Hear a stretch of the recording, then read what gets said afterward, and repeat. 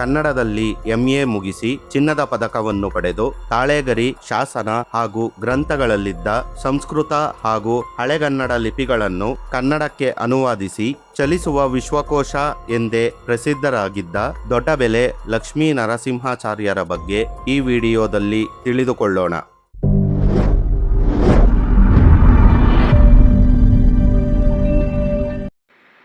ತುಮಕೂರು ಜಿಲ್ಲೆಯ ಚಿಕ್ಕನಾಯಕನಹಳ್ಳಿ ತಾಲೂಕಿನಲ್ಲಿ ವಾಸವಿದ್ದ ಶಾಮಯ್ಯಂಗಾರ್ ಹಾಗೂ ಲಕ್ಷ್ಮಮ್ಮ ಎಂಬ ದಂಪತಿಗಳಿಗೆ 1906ರಲ್ಲಿ DL ನರಸಿಂಹಾಚಾರ್ರವರ ಜನನವಾಗುತ್ತದೆ.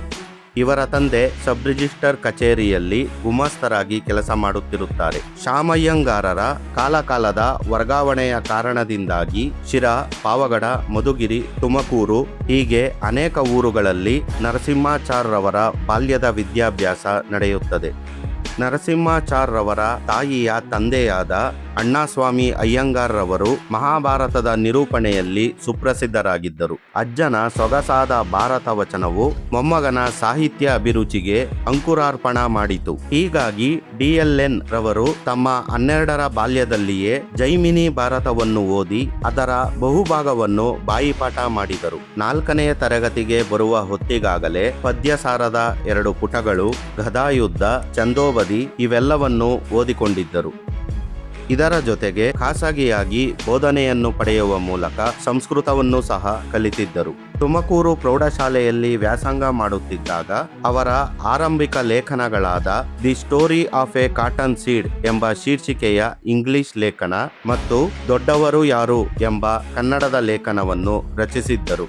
ಅವರ ಶಾಲಾ ವರ್ಷಗಳಲ್ಲಿ ರಘುವಂಶ, ಚಂಪೂ ರಾಮಾಯಣವನ್ನು ಓದಿ ಮುಗಿಸಿದ್ದರು. ಇದರ ಜೊತೆಗೆ ಗೆಳೆಯರ ಮೂಲಕ ಇಂಗ್ಲಿಷ್ ಕಾದಂಬರಿಯ ಓದುವಿಕೆಯಲ್ಲಿ ಆಸಕ್ತಿ ಹೆಚ್ಚಾಗತೊಡಗಿತು. 1922ರಲ್ಲಿ ತಮ್ಮ 16ನೇ ವಯಸ್ಸಿನಲ್ಲಿ ನಾಗವರ್ಮನ ಕಾವ್ಯಲೋಕದ ಪ್ರತಿಯೊಂದನ್ನು ತಮ್ಮಲ್ಲಿ ಸಂಗ್ರಹಿಸಿ ಇಟ್ಟುಕೊಂಡಿದ್ದರು. ಮುಂದಕ್ಕೆ ಈ ಪ್ರತಿಯು ಅವರು ವಿಖ್ಯಾತ ಹಳೆಗನ್ನಡ ವಿದ್ವಾಂಸರಾಗಿ ಬೆಳೆಯಲು ದಾರಿಯಾಯಿತು. ಮುಂದೆ DLN ರವರು ಉನ್ನತ ವ್ಯಾಸಂಗಕ್ಕಾಗಿ ಬೆಂಗಳೂರು ಸೆಂಟ್ರಲ್ ಕಾಲೇಜಿಗೆ ಸೇರಿದರು. ಇಲ್ಲಿ ಹೆಚ್ಚು ಅಂಕ ಗಳಿಸಿದರೂ ಸಹ ವಿಜ್ಞಾನ ವಿಭಾಗದಲ್ಲಿ ಮುಂದುವರೆಯಲು ಸ್ಥಾನ ದೊರಕದೆ ಭೌತ ಹಾಗೂ ರಸಾಯನಶಾಸ್ತ್ರಗಳನ್ನೊಳಗೊಂಡ ಆರ್ಟ್ಸ್ ವಿಭಾಗಕ್ಕೆ ಸೇರಿ 1927ರಲ್ಲಿ ತಮ್ಮ BA ಪರೀಕ್ಷೆಯನ್ನು ಮುಗಿಸಿದರು.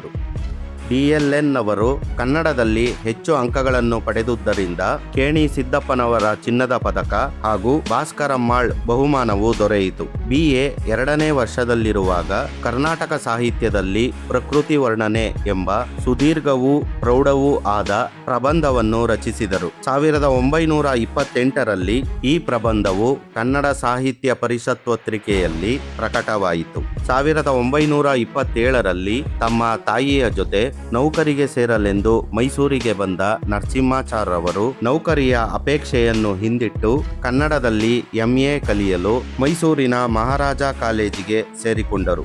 ನಂತರ 1929ರಲ್ಲಿ ಪ್ರಥಮ ದರ್ಜೆಯಲ್ಲಿ ಪ್ರಥಮ ಸ್ಥಾನದೊಂದಿಗೆ ಕನ್ನಡದಲ್ಲಿ MA ಪದವಿಯಲ್ಲಿ ಉತ್ತೀರ್ಣರಾದರು. BM Srikantaiah, TS Venkannaiah, CR Narasimhashastri ಹಾಗೂ R ಅನಂತಕೃಷ್ಣ ಶರ್ಮಾ ನರಸಿಂಹಾಚಾರ್ರವರಿಗೆ ವಿದ್ಯಾಗುರುಗಳಾಗಿದ್ದರು. ಇನ್ನು ನರಸಿಂಹಾಚಾರ್ರವರಿಗೆ ಸಹಪಾಠಿಗಳಾಗಿದ್ದವರೆಂದರೆ KV Puttappa, DK Bhimsen Rao, K Venkataramappa, B Nanjundaiah ಹಾಗೂ ಇನ್ನೂ ಹಲವರು. 1929ರಲ್ಲಿ ಕನ್ನಡಕ್ಕೆ ಪ್ರಥಮವಾಗಿ ಸಂಶೋಧನಾ ವೇತನದ ಅವಕಾಶವನ್ನು ಕಲ್ಪಿಸಿತ್ತು. ಇದನ್ನು ಪಡೆದುಕೊಂಡ DLN ರವರು ಕನ್ನಡದ ಮೊದಲ ಸಂಶೋಧನಾ ವಿದ್ಯಾರ್ಥಿಯಾಗುವ ಭಾಗ್ಯವನ್ನು ತಮ್ಮದಾಗಿಸಿಕೊಂಡರು. ಹೀಗೆಯೇ ದೊರೆತ ಅವಕಾಶಗಳನ್ನು ಬಳಸಿಕೊಂಡು ವೀರಶೈವ ಸಾಹಿತ್ಯದ ಆರಂಭ ಕಾಲವನ್ನು ಕುರಿತು ಅಭ್ಯಾಸ ಮಾಡಿದರು. 1930ರಲ್ಲಿ ನರಸಿಂಹಾಚಾರ್ರವರು ಮೈಸೂರಿನ ಪ್ರಾಚ್ಯ ವಿದ್ಯಾ ಸಂಶೋಧನಾ ಸಂಸ್ಥೆಯಲ್ಲಿ ರೆಸಿಡೆಂಟ್ ಕನ್ನಡ ಪಂಡಿತರಾಗಿ ಕೆಲಸಕ್ಕೆ ನೇಮಕವಾಗುವ ಮೂಲಕ ತಮ್ಮ ವೃತ್ತಿ ಜೀವನವನ್ನು ಆರಂಭಿಸಿದರು. ಇದರ ಜೊತೆಗೆ ಮಹಾರಾಜ ಕಾಲೇಜಿನಲ್ಲಿ ಒಪ್ಪತ್ತಿನ ಉಪನ್ಯಾಸಕರಾಗಿಯೂ ಸಹ ಪಾಠವನ್ನು ಹೇಳುತ್ತಿದ್ದರು. ಈ ಅವಧಿಯಲ್ಲಿ ಹಲವಾರು ಪ್ರಾಚೀನ ಕನ್ನಡ ಗ್ರಂಥಗಳು ಹಾಗೂ ಹಸ್ತಪತ್ರಿಕೆಗಳನ್ನು ಸಾಕಷ್ಟು ಮಟ್ಟಿಗೆ ವ್ಯಾಸಂಗ ಮಾಡಿದರು. ಈ ಅವಧಿಯಲ್ಲಿ ಸಕಲ ವೈದ್ಯ ಸಂಹಿತ ಸಾರಾರ್ಣವ ಹಾಗೂ ಕುಮಾರವ್ಯಾಸ ಭಾರತದ ಭೀಷ್ಮ ಪರ್ವವನ್ನು ಅಚ್ಚುಕಟ್ಟಾಗಿ ಕನ್ನಡದಲ್ಲಿ ಸಂಪಾದಿಸಿದರು. 1932ರಲ್ಲಿ ಮಹಾರಾಜ ಕಾಲೇಜಿನಲ್ಲಿಯೇ ತಿಂಗಳಿಗೆ 120 ರೂಪಾಯಿ ಸಂಬಳದಂತೆ ಪೂರ್ಣಕಾಲದ ಉಪನ್ಯಾಸಕರಾಗಿ ನೇಮಕಗೊಂಡು 7 ವರ್ಷಗಳ ಕಾಲ ಸೇವೆ ಸಲ್ಲಿಸಿದರು. ನಂತರ 1939ರಲ್ಲಿ ಮೈಸೂರು ಇಂಟರ್ಮೀಡಿಯೇಟ್ ಕಾಲೇಜಿಗೆ ಕನ್ನಡ ಉಪನ್ಯಾಸಕರಾಗಿ ಬಂದರು. ಮುಂದೆ 1945ರಲ್ಲಿ ಬೆಂಗಳೂರು ಸೆಂಟ್ರಲ್ ಕಾಲೇಜಿಗೆ ಉಪನ್ಯಾಸಕರಾಗಿ ನೇಮಕಗೊಂಡು ಸೇವೆ ಸಲ್ಲಿಸಿದರು. 1954ರಲ್ಲಿ ಬೆಂಗಳೂರು ಕನ್ನಡ ಸಾಹಿತ್ಯ ಪರಿಷತ್ತಿನ ಕನ್ನಡ ನಿಘಂಟಿನ ಪ್ರಧಾನ ಸಂಪಾದಕರಾಗಿ ಅಧಿಕಾರ ವಹಿಸಿಕೊಂಡರು.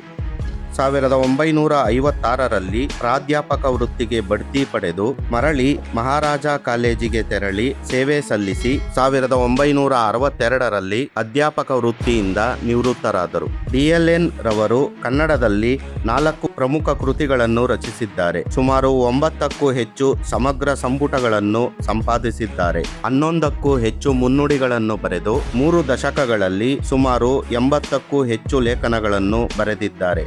ವಡ್ಡಾರಾಧನೆ, ಪಂಪರಾಮಾಯಣ ಸಂಗ್ರಹ ಹಾಗೂ ಸುಕುಮಾರ ಚರಿತಂ ಇವು ನರಸಿಂಹಾಚಾರ್ಯರವರು ಕನ್ನಡದಲ್ಲಿ ಸಂಪಾದಿಸಿದ ಅತ್ಯುತ್ತಮ ಕೃತಿಗಳು.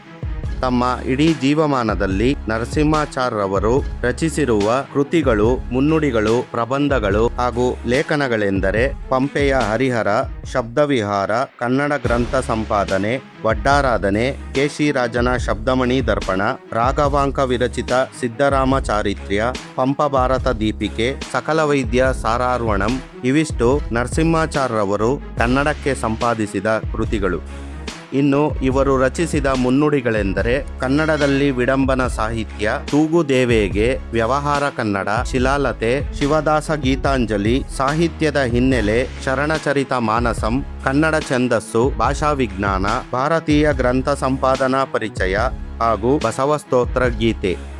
ನರಸಿಂಹಾಚಾರ್ಯರವರು ಸುಮಾರು 80ಕ್ಕೂ ಹೆಚ್ಚು ಪ್ರಬಂಧಗಳನ್ನು ರಚಿಸಿದ್ದು ಅವುಗಳಲ್ಲಿ ಪ್ರಮುಖವಾದವೆಂದರೆ ಅಗ್ಗಲದೇವ, ಅಗ್ರಹಾರ, ಅಭಿನವ ಪಂಪನ ಕಲಾವಿಚಾರ, ಆದಿದೇವ, ಇಂದಿನ ಕನ್ನಡ ಕವಿತೆ, ಕರ್ಣಪರ್ಯಾಣ, ನೇಮನಾಥ ಪುರಾಣ ವಿಮರ್ಶೆ, ಕವಿ ಲಕ್ಷ್ಮೀಶ, ಕುಮಾರವ್ಯಾಸನ ಕರ್ಣ, ಬರಡೆಗೆ ಹಾಗೂ ಇನ್ನೂ ಮುಂತಾದವು. ನರಸಿಂಹಾಚಾರ್ಯರವರಿಗೆ ಸಂದ ಪುರಸ್ಕಾರಗಳೆಂದರೆ 1959ರಲ್ಲಿ ಬೀದರಿನಲ್ಲಿ ನಡೆದ ಕನ್ನಡ ಸಾಹಿತ್ಯ ಸಮ್ಮೇಳನದ ಅಧ್ಯಕ್ಷರಾಗಿದ್ದರು.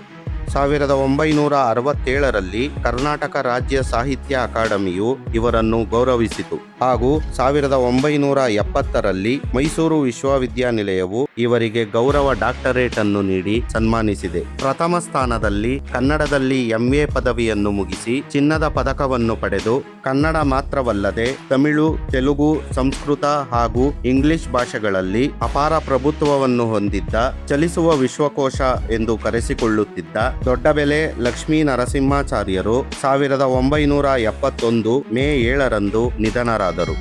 ಇದಿಷ್ಟು ಕನ್ನಡ ಭಾಷೆ ಹಾಗೂ ಸಾಹಿತ್ಯ ಲೋಕಕ್ಕೆ ಅಪಾರ ಕೊಡುಗೆಯನ್ನು ನೀಡಿದ ದೊಡ್ಡಬೆಲೆ ಲಕ್ಷ್ಮೀ ನರಸಿಂಹಾಚಾರ್ಯರ ಮಾಹಿತಿಯಾಗಿದ್ದು, ಈ ವಿಡಿಯೋ ಇಷ್ಟವಾದಲ್ಲಿ ಲೈಕ್ ಮಾಡಿ, ಶೇರ್ ಮಾಡಿ ಹಾಗೂ ಶುದ್ಧ ಕನ್ನಡ ಚಾನಲ್ ಅನ್ನು ಸಬ್ಸ್ಕ್ರೈಬ್ ಮಾಡಿ.